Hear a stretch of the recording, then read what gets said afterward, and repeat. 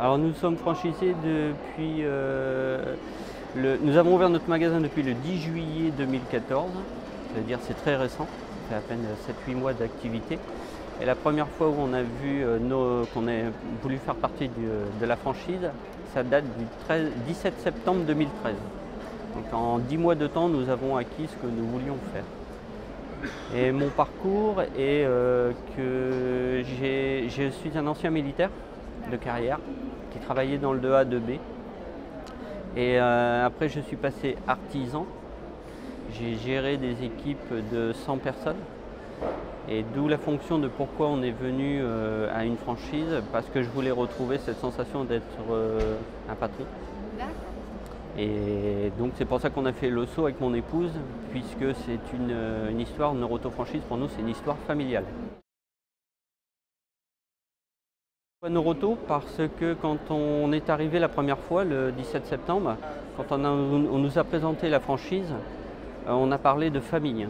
Et moi je viens d'une grande famille, c'est-à-dire l'armée, et je me suis senti tout de suite à l'aise. Et après, il s'est suivi tous les tests qu'on a pu avoir auprès de Noroto, les 13 étapes.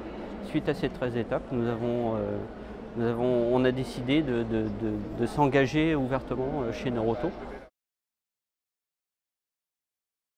Pour ouvrir une franchise Noroto, avoir un petit peu de technique, le sens commercial, le sourire vis-à-vis des clients.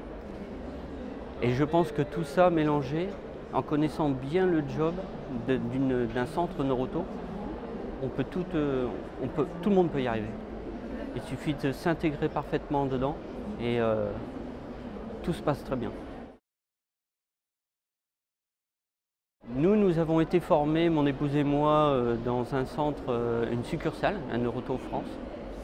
Et je pense qu'il faut aller se former là-bas pendant les 2 mois, parce qu'on va vivre à un rythme à 200 à l'heure. Mais quand on arrive dans notre centre, on a le temps d'appliquer, de mettre en mesure toutes ces phases.